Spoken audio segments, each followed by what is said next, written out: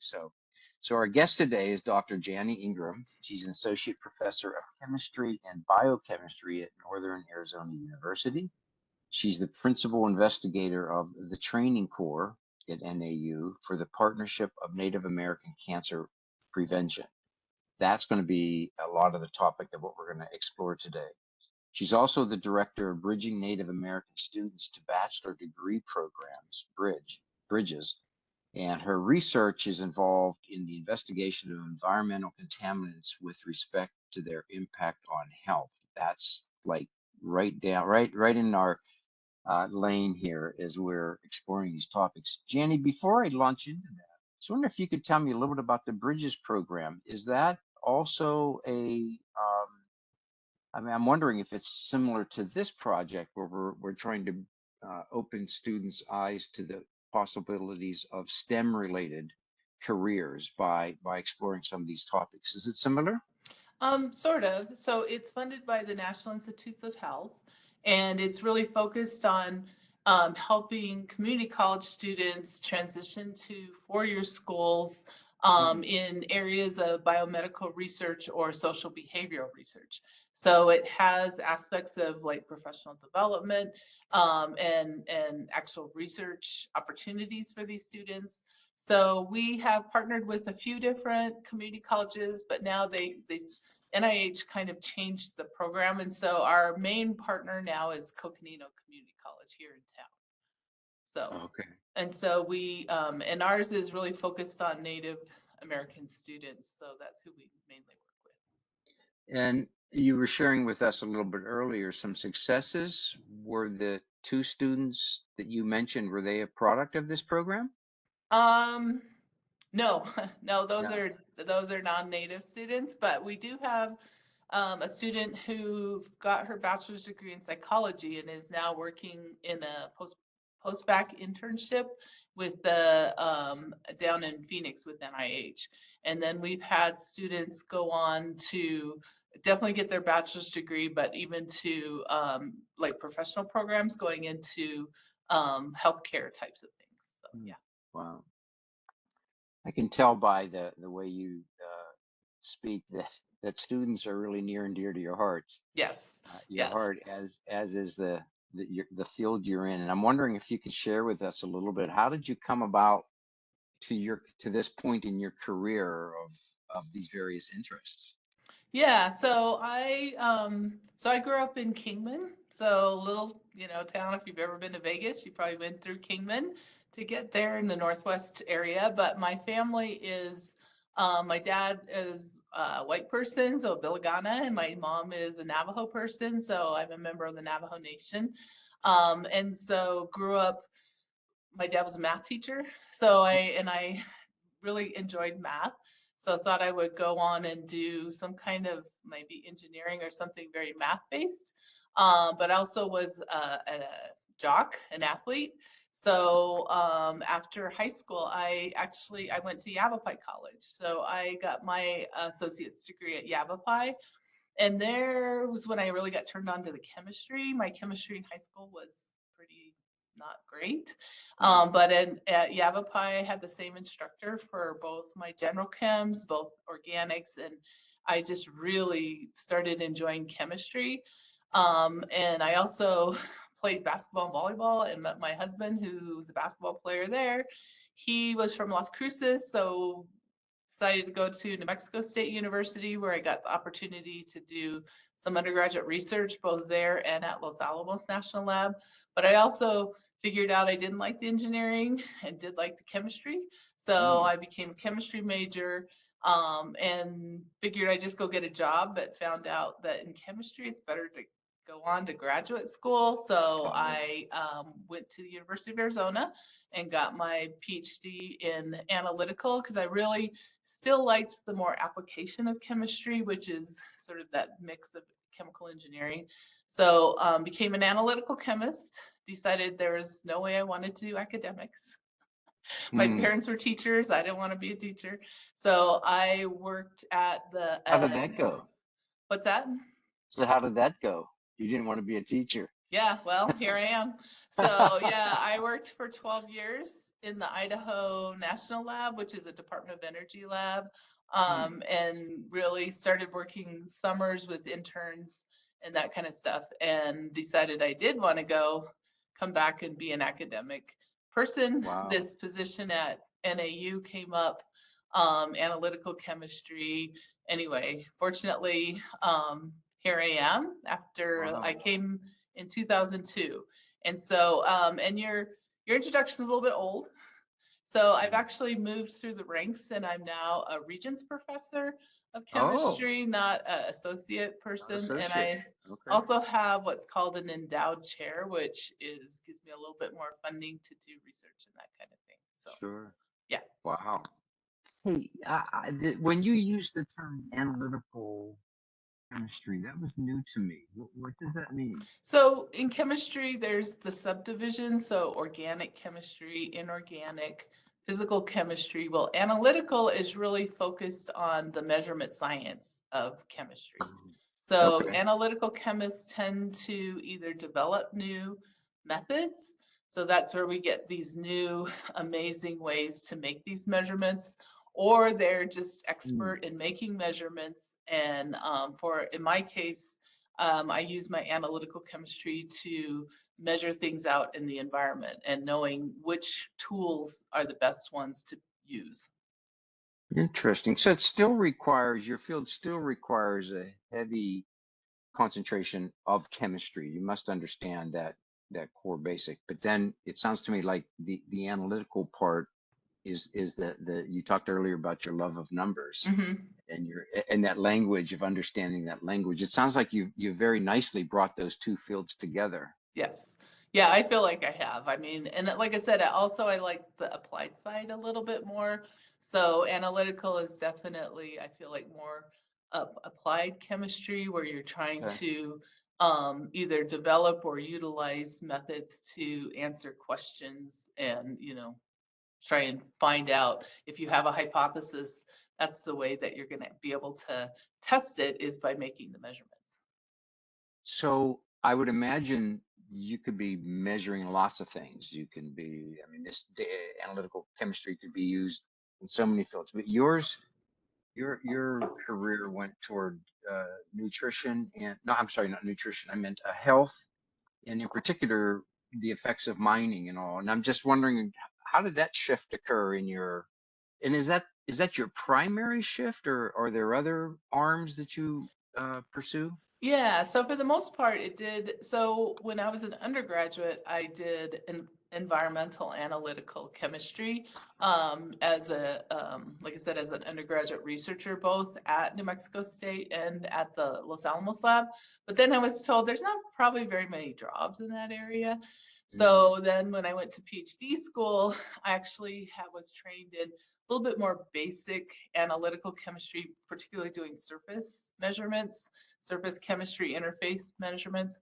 But then when I got the position at the Idaho lab, I ended up doing more environmental work. And sadly, we've screwed up our earth enough that we really need environmental Yes. chemists.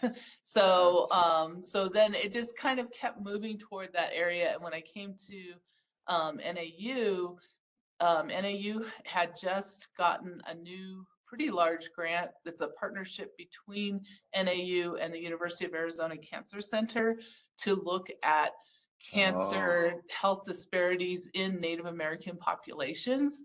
And so one of the driving forces was this all the legacy mining out on Navajo, and the Navajo folks were really feeling like we're seeing all these cancers and we really feel like it's tied to the legacy mining exposures.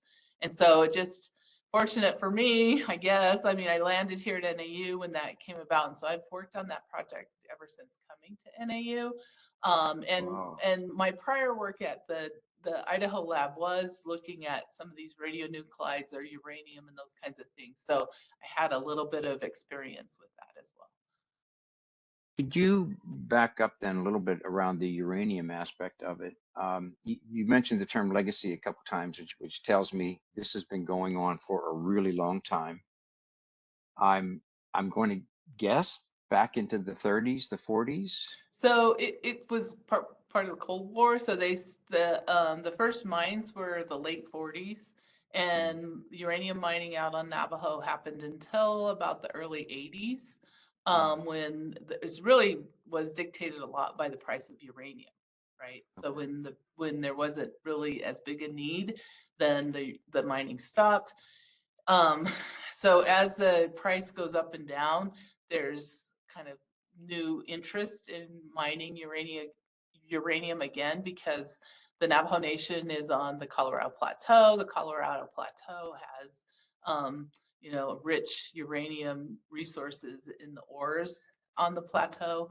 So it sort of has come in and out, but I think it was 2010, the Navajo Nation, seeing what had the legacy mining and the lack of cleanup out there, Mm. had put forth essentially a law that said you couldn't mine or haul uranium ore on the reservation. And so, but there's Wow. been pushback as to trying to, if the uranium prices go up, then of course the mining companies want to take advantage of that. So So, Janny, is uranium by nature a radioactive mineral? yeah, yeah, There's it no is. such thing as non-radioactive uranium. No, no. So we look at uranium from really the chemistry aspect, though, because Mm. the levels that people are being exposed to are not really high enough so that they're getting that high level of radiation. The miners certainly did, people who were actually mining the uranium, but we see elevated, somewhat elevated. So not super hot or high. If you took a Geiger counter out, you probably wouldn't have much of a reading. But really looking at uranium exposure from the chemistry side, so kind of like a heavy metal and the things that Oh. it can do to our genetic materials and that kind of thing.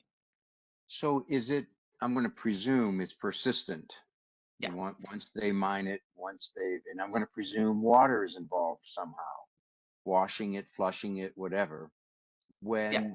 When that happens, does that exposure of that uranium then to air, to water, to rain, to snow, that's got to become the primary vehicle through which this radioactive material then begins to sort of leach into the environment, right? Yeah, exactly. So my lab actually collects environmental samples, including water, soil, dust, plants, even the livestock that graze on or near those abandoned mines, and then looks for the levels of not just uranium, but other mining elemental contaminants.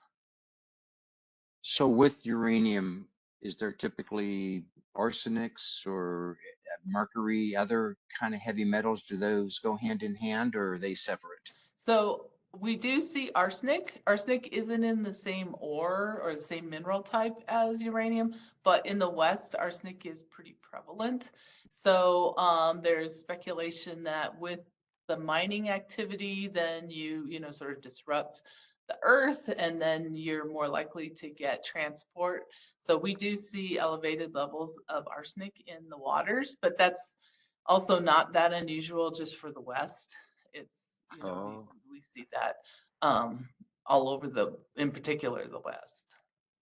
so back to the uranium for a moment, you said that the levels might not even read on a Geiger counter, but my guess would be that over time, a miner, this constant exposure to these low levels cannot be good. And then when that material leaches into the water table or whatever wells, wherever we're drawing from, the individuals' families are consuming this, that can't be good. Right. Are those the methods by which it's getting exposed into the environment? Well, air as well, right? I mean, is it airborne? So the dust is, Yeah. so I have a student who actually, that's his master's thesis, is he's Mm. put out dust kind of collectors and looked at that. But yeah, so inhalation, ingestion of either water, or even if the plants are grown in, somewhat elevated soils. And then, like I said, the livestock. So Navajos eat a lot of sheep, Mm. mutton. And so we've spent time looking at sheep organs and tissues of animals that have grazed in those areas. So yeah, all those things. And it's really, so there's no mining right now, but there was very little cleanup. So there's a lot of the abandoned mines that are still present out all across the Navajo Nation. It's the gift that keeps on giving, huh? Yep, yep, yep. Doesn't And go it's away. it's expensive to clean up. I understand Yeah. that, but it was the late 80s, so it's been a while. Are they are these kind of sites? I'm just curious. Are they ever considered for Superfund kind of Yeah, projects? yeah. So they've changed the criteria for super funds. So for a while there wasn't a large enough population density to Hmm. warrant the funding, but the things have changed a little bit. So there's a few sites across Navajo that are super fund or super fund like. Yeah. Mm, okay. I would imagine with the growth of interest in nuclear and unfortunately the warfare that calls for this as well, that the demand for this product is going to not go away soon. And as you say, once the price, it's always driven by price. At Right. some point, it's going to become profitable to go back into it.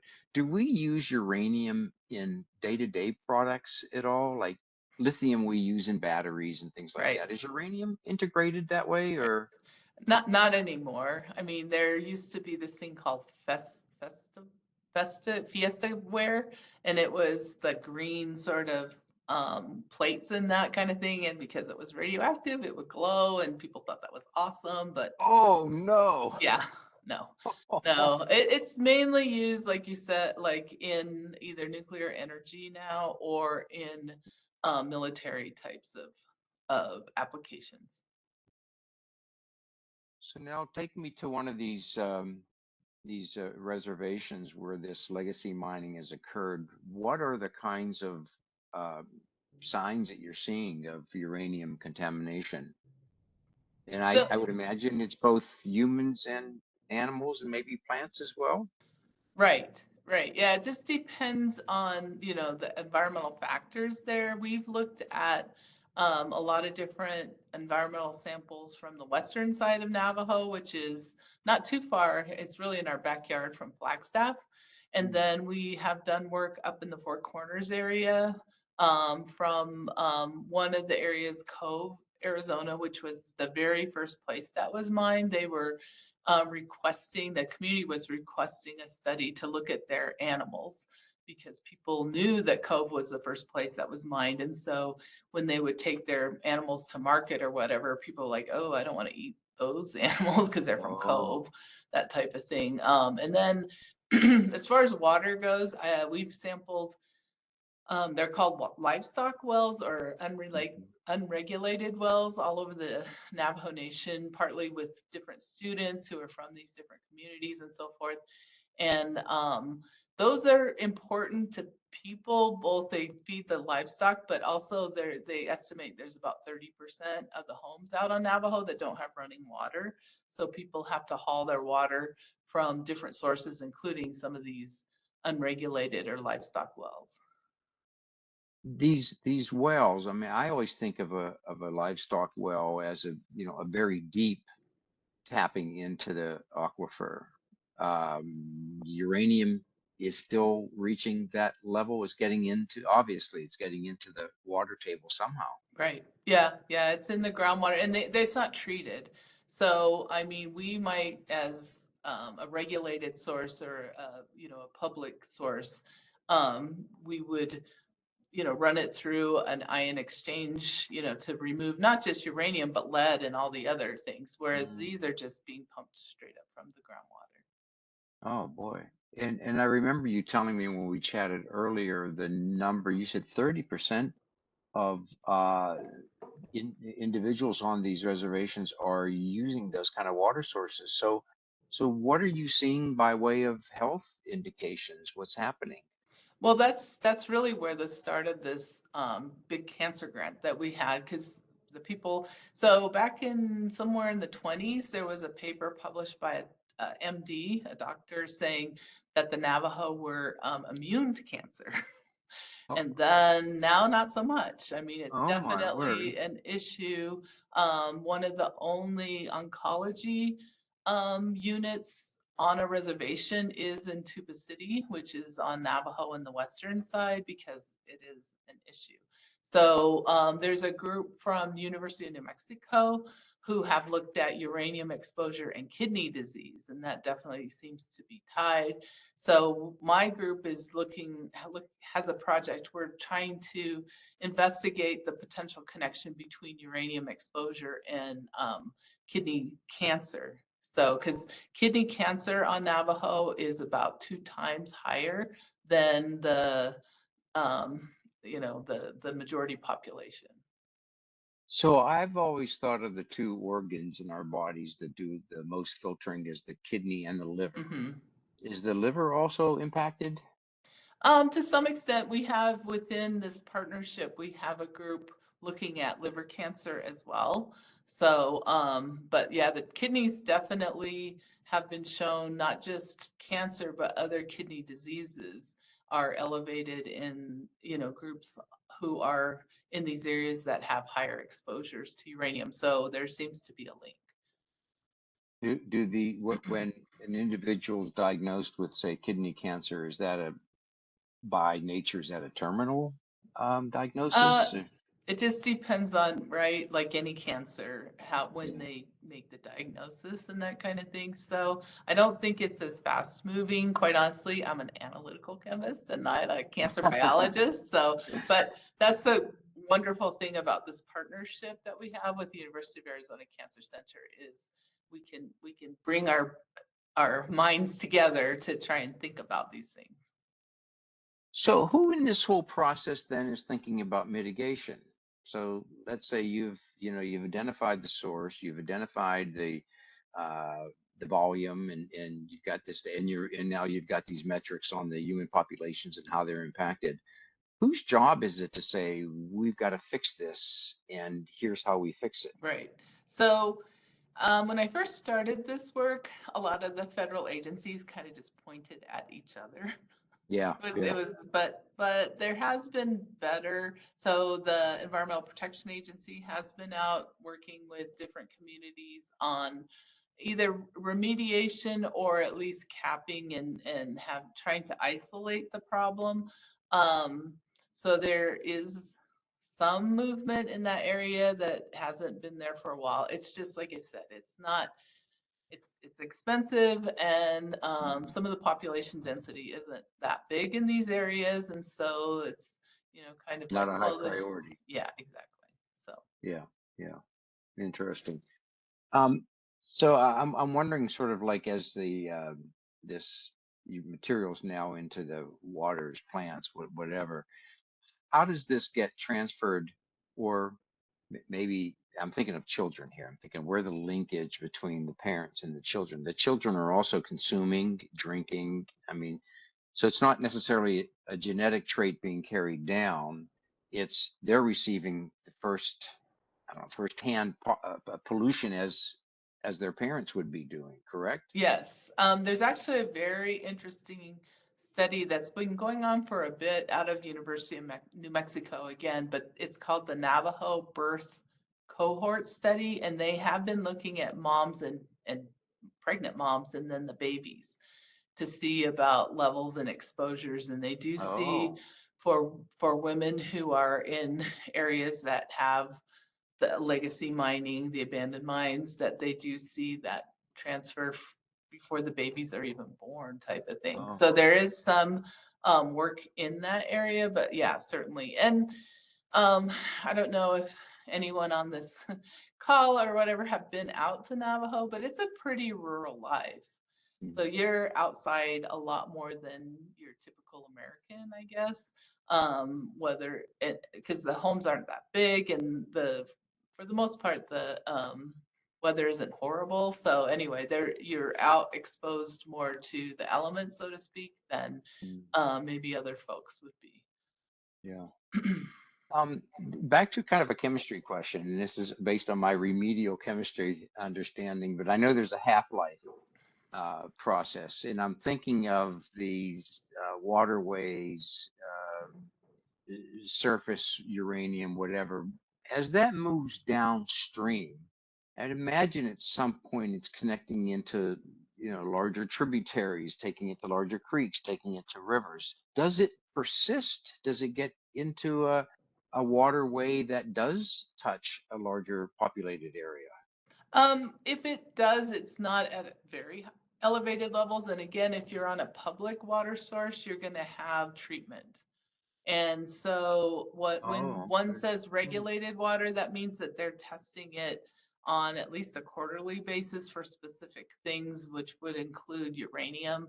And so then, like I said, you kind of exchange out that uranium ion for something like sodium. So Mhm. even if it got really high, then it would probably overpower the system. But because there's dilution as well, um, Mm, typically if you're on a regulated source, you shouldn't be being exposed to at least the things that they're testing for and cleaning. I mean, I mm. could talk to you a whole about organics and how that's a little more tricky because Yeah. but the periodic table, which today's the periodic table day. I'm sure all of you are celebrating periodic table National day. Periodic Table It Day. is And we got today. you. Yes. Wow. How So cool is that? anyway, the periodic table is a little more straightforward. So Hmm. So it seems to me, I'm going to go back to that question of mitigation. It seems to me that what you're saying is in many of these homesteads, we're talking about a family drawing from a single well source and then another family someplace else. So there's not an aggregate of people drawing from a communal water system. there is in some cases. It just depends because there's not a lot of water, right? We're a pretty Yeah. dry state. So it's not like everyone has their individual wells. So, Yeah. and then people draw from variety of wells depending on, convenience and also, and I'm very frightened for this summer, but I have a feeling some of the wells that they might typically draw from are going to be dry because we are Because getting we, so little yeah. moisture this winter because we really depend on the snowpack. We have next to no snowpack right now. So, Oh, oh. Last year, I think, was a much better year, oh, yes. I'm presuming. Yeah. Yeah, yeah. Um, phew, so there's a lot here. Now, thinking about our students and our faculty members thinking about projects, um, one of the things that we think about are what are the indicators or observations, whether they're chemistry based, water sampling or whatever. I'm not sure we want students taking water sampling of uranium, but I don't know, maybe that's an okay thing. But what are the methods that our faculty and student teams may think about if this were an area that they Hmm. wanted to pursue? So there's two points. One is sort of in the environment. The other one then are those health related indicators that you have a problem, you have increased a Right. number of kidney cases and so forth. Yeah.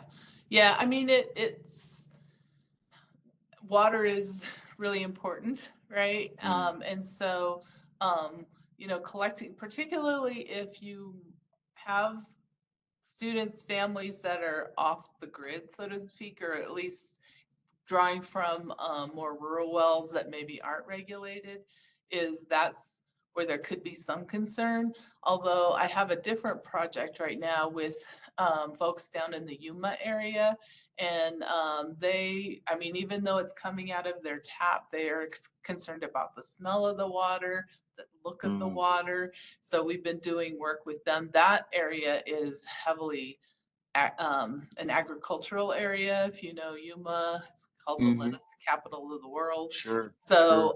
So it's a little bit different, but at the same time, it is, definitely concerns about water. And when people get concerned about water, right, it's very expensive to buy bottled water. So then you have that sort of issue with, Mm, and then people maybe stop drinking water, which is not health wise. If we're drinking soda or other things, that's not so good either. mm. It's a whole ripple effect. Yes. So, Yep. so maybe one. Well, that's kind of interesting though. Maybe one of the data points might be simply looking at the availability and pricing of clean, access to clean purified water. Yeah. That Yep. would be a really. And does that vary from community to community?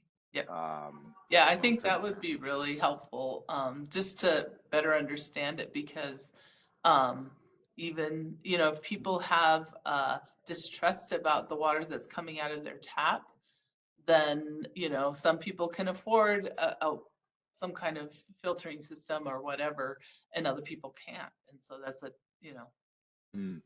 Is it that's an even issue. possible? Is it even possible to get a home watering filtering Well, system that would? yeah, people use the Brita filters, right? So you get Okay. the water um pitcher that has the filter. It doesn't work for everything. People want it to work for everything, but it Yeah. it doesn't. So, but that's one way that people do that. Or they get like the Culligan or whoever brings those big plastic containers, and that supposedly has gone through some kind of cleanup, so that's supposed to be better water. So I know people that live in areas that they don't trust the water, they'll get those, but it's So definitely an added expense. we have a system here. We have Culligan, the national Hmm. Yeah. water filtration, but there's another one that does an ion exchange. Hmm.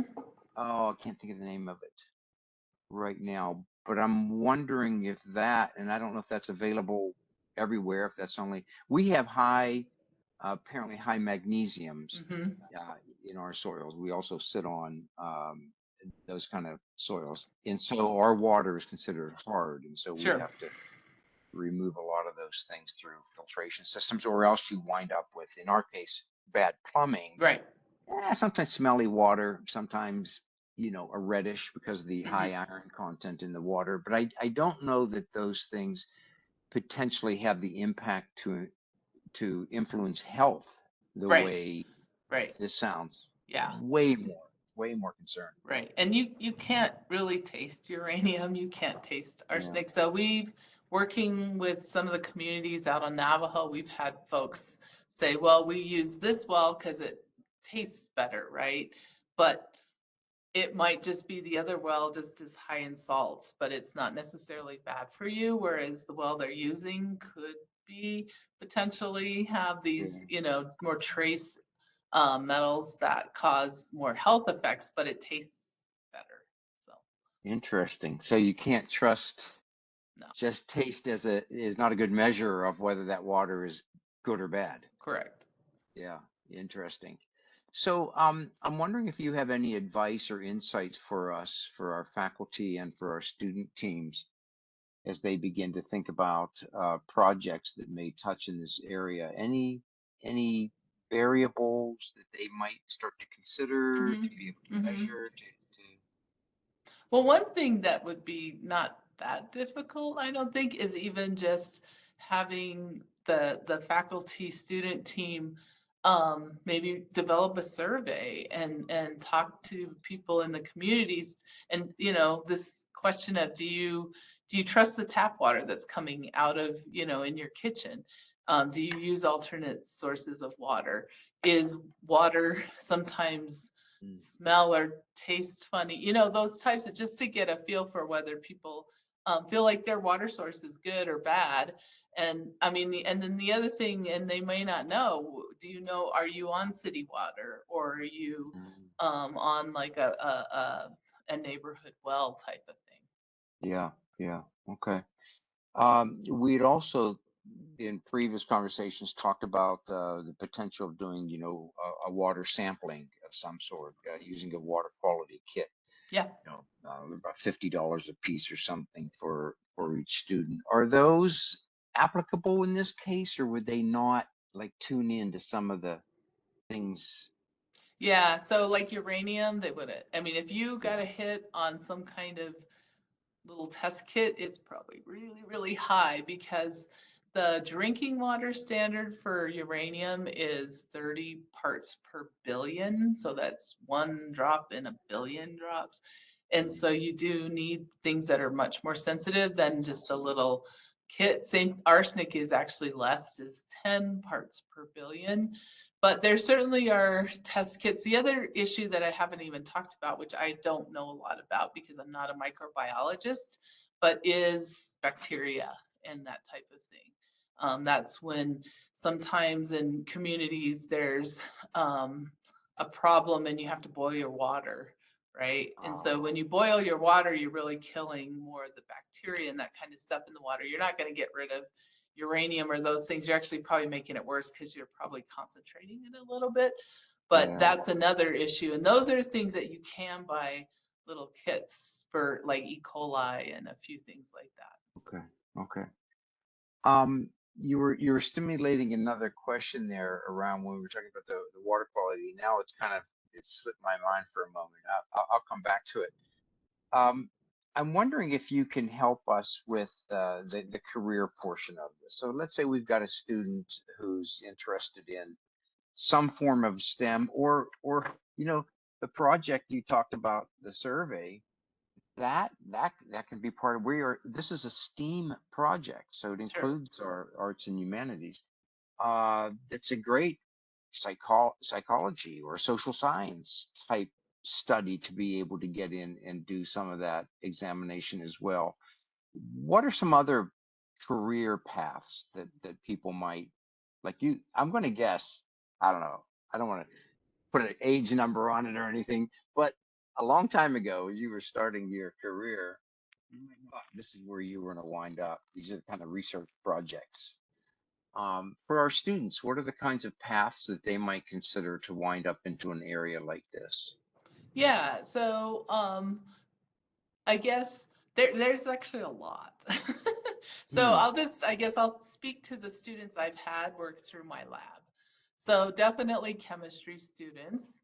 Hmm. And in the area of analytical chemistry, that is, I think, an extremely marketable skill set to have because people are making chemical measurements every, whether it's materials or whether it's food industry or whether it's environmental, whether it's, um, all kinds of different industries do that. And Hmm. so that's a Hmm. really strong skill set where there's a lot of opportunities. But I've had students who have gotten like a chemistry degree and a communication degree and really are in Hmm. scientific communication, which is a really big area. I've had students do chemistry, and again, you could say biology, geology, or whatever, but Mm-hmm. also in business and work for, here in town, we have WL Gore who makes the Gore-Tex, but really here in town, they make like catheters and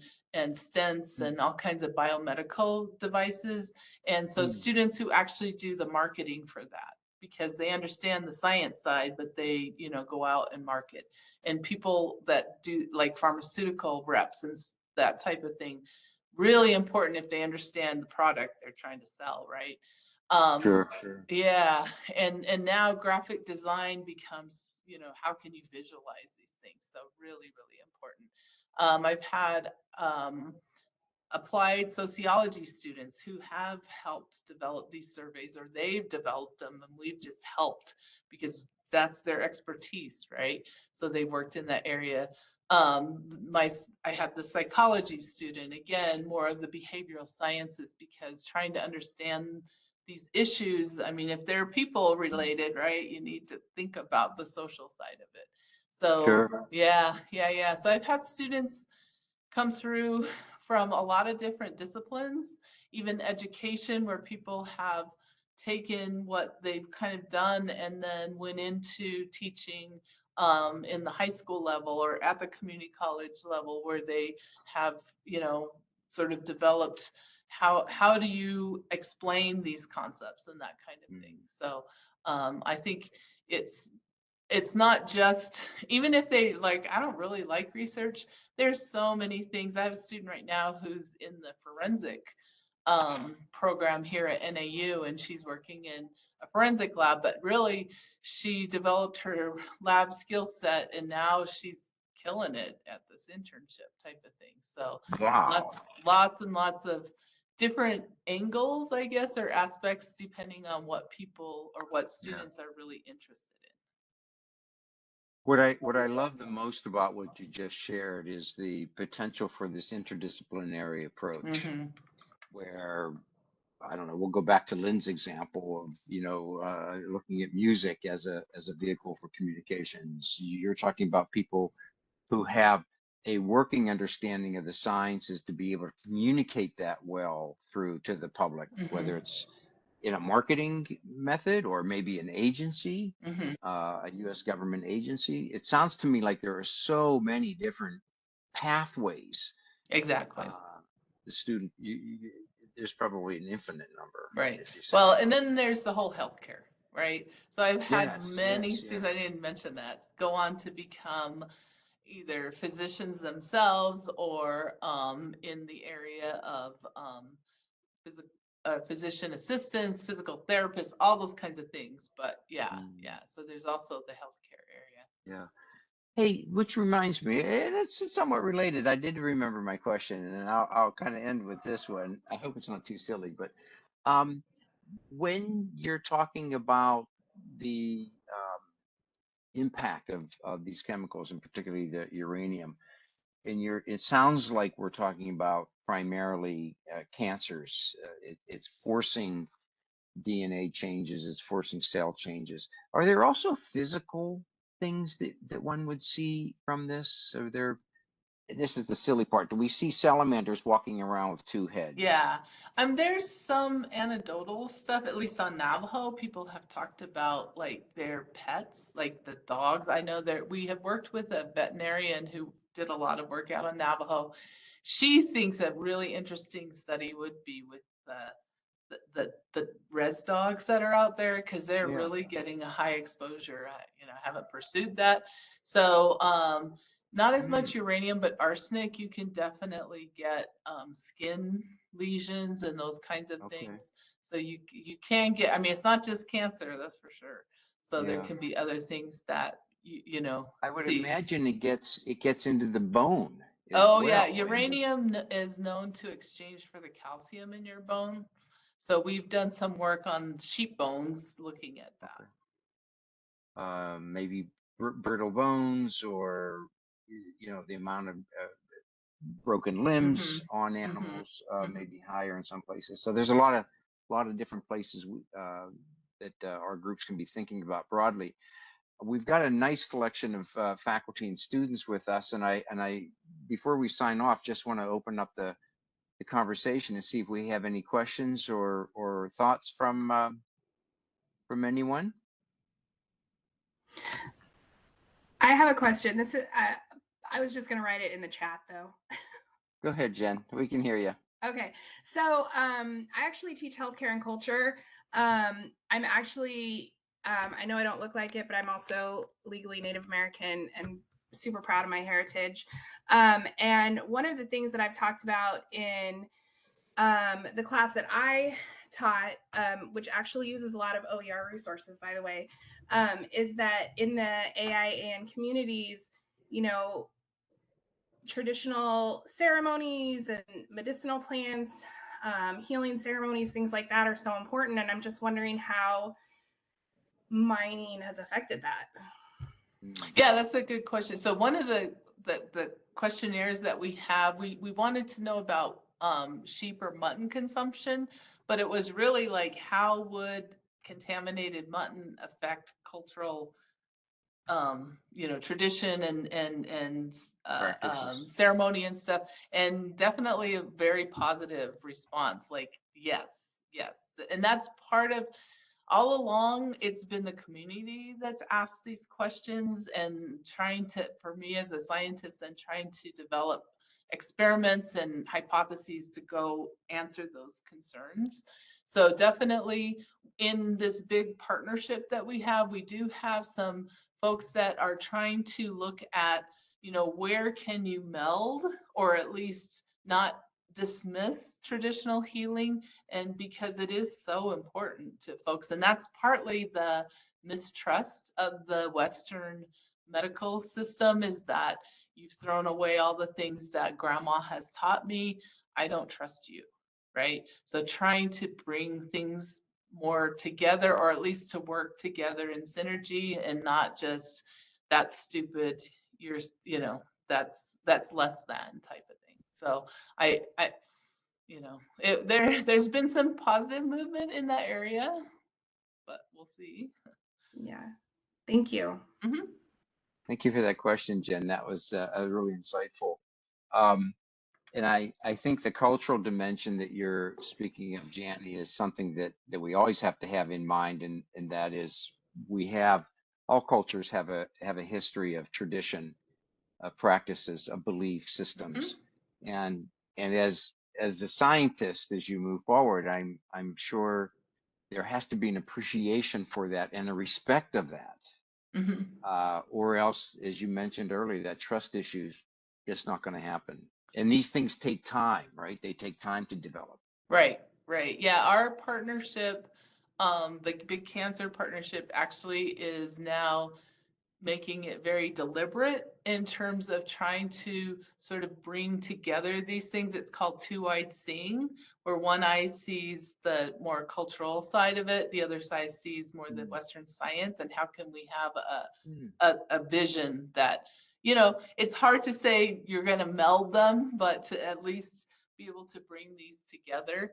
And we have a number of Native scientists, so I think there's also people that are bringing that with their lived experiences, and not just people that are not so familiar with the culture. Well, it's heartening to hear you say that the acknowledgement of practices that go back thousands of years and based on science. Really, it's not myths. They're based on science because they've proven over time. Now it's getting some recognition. I Right. love that idea. Did you call it two-eyed seeing? Yeah, I put it in the chat, two-eyed seeing, and there's now some literature out on it. So Wow, yeah, that's and really that was powerful. another thing, working with the sociologists more. Yes. Yeah. Wow. Great stuff. Great stuff. Well, Jani, I want to thank you for your time and your sharing your expertise with us today. You've given us a lot to think about, and you're obviously not only very knowledgeable in your field, but you're also very passionate for what you're doing, and that comes through in your projects. And so glad you were able to join us and share some of that with us. Of So course. thank you. Of course. Well, great. Well, thank you for the opportunity. It's been good. So, All right, we'll keep you posted on our projects as we move okay. forward. That sounds great. Okay. All right. Take Jani, care. we're going to continue on with some more work, and you're Sure. more than welcome to leave. Okay. Thank you. Okay. All right. Thank you. Bye. You bet. Bye-bye.